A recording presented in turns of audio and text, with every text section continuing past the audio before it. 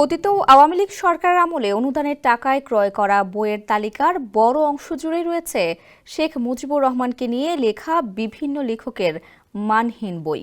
তালিকায় রয়েছেন সাবেক প্রধানমন্ত্রী শেখ হাসিনা, তার বোন শেখ রেহানা সহ শেখ পরিবারের সদস্যদের গুণগান করে লেখা বিভিন্ন অখ্যাত লেখকের বই। এছাড়া রাজনৈতিক নেতা, সরকারি আমলাদের বই স্থান পেয়েছে অনুদানের টাকায় ক্রয় করা পুস্তকের তালিকায়। এসব পুস্তকের মূল্য দেখানো হয়েছে প্রকৃত বিক্রয় মূল্যের চেয়ে 50 থেকে 60% বেশি।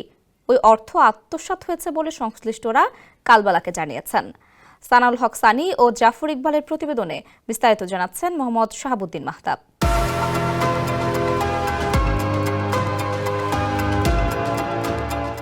পতিত আওয়ামী লীগ সরকারের অনেক প্রভাবশালী মন্ত্রী, এমপি এবং আওয়ামী লীগ নেতা, এমনকি আমলারাও শেখ পরিবারের সদস্যদের নামে বই লিখেছেন।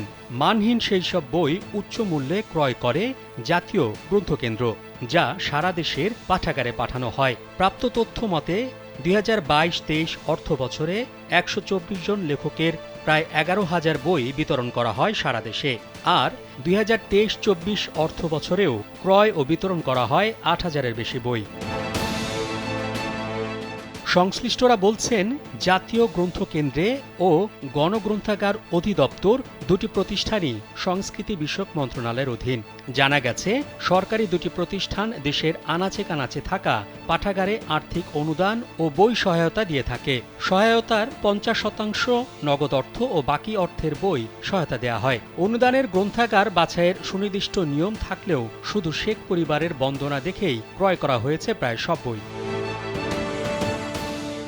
গত 10 বছরে জাতীয় গ্রন্থকেন্দ্রের কেনা বইয়ের তালিকা হাতে পেয়েছে কালবেলা।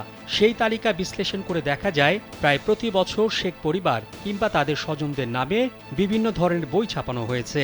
নাম সর্বস্ব লেখকদের লেখা ওইসব বই বেশি দামে ক্রয় করে দেশের বিভিন্ন প্রান্তে পাঠাগারগুলোতে সরবরাহ করা হয়। তবে গণ অভ্যুত্থানে আওয়ামী লীগ সরকারের পতন হলে সেসব বই আর বিতরণ করা হয়নি।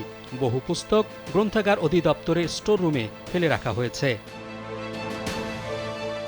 শেখ পরিবারে বন্দনা সম্বলিত বই ক্রয়ের বিষয়ে জানতে চাইলে সংস্কৃতি বিষয়ক মন্ত্রণালয়ের সচিব মোহাম্মদ মফিদুর রহমান কালবেলাকে বলেন, আগে সরকারের সময় ক্রয় করা বইয়ের বিষয়ে মন্তব্য করতে চাই না।